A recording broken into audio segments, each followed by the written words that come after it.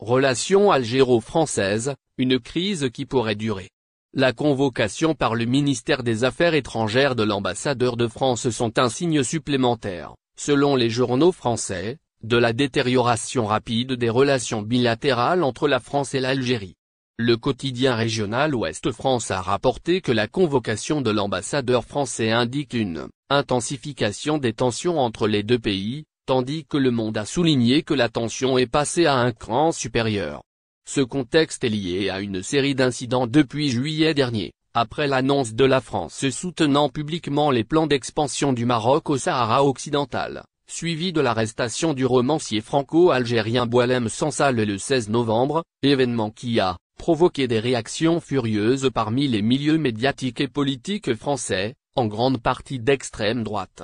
Le Monde s'est interrogé sur la réponse algérienne pour punir la France, en suggérant que l'Algérie avait déjà commencé à mettre en œuvre des sanctions commerciales. Ils ont cité la prétendue directive diffusée par l'Association des banques professionnelles le 6 novembre, qui, selon les accusations de l'ex-ambassadeur français Xavier Driancourt, aurait décidé de suspendre les échanges commerciaux entre les deux pays, en arrêtant les paiements bancaires et le règlement des factures pour les biens et services en provenance de France et à destination de la France.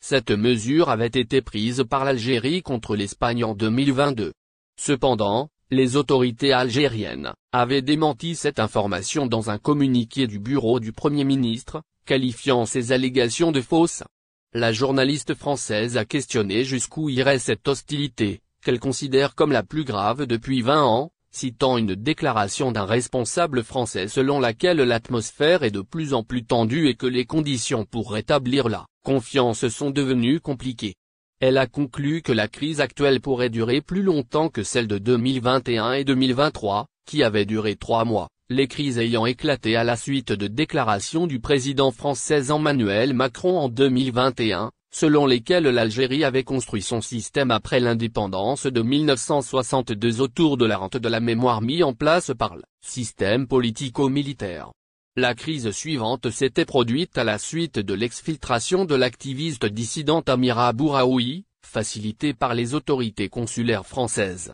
De son côté, le magazine économique Challenge a consacré un rapport au recul discret des échanges commerciaux entre les deux pays. Ce rapport est soutenu par des déclarations d'opérateurs économiques anonymes qui ont évoqué les grandes difficultés rencontrées pour importer des biens et services sur le marché algérien. Selon Challenge, les autorités algériennes cherchent à réduire silencieusement leur dépendance aux produits et biens français, sans entrer en conflit avec l'Union européenne et en évitant de répéter la situation espagnole. Ils ajoutent que les entreprises françaises, y compris celles opérant dans les territoires occupés du Sahara, se trouvent désormais dans la ligne de mire des autorités algériennes, et que certains opérateurs doivent passer par d'autres pays étrangers pour accéder au marché algérien et contourner les restrictions non officielles.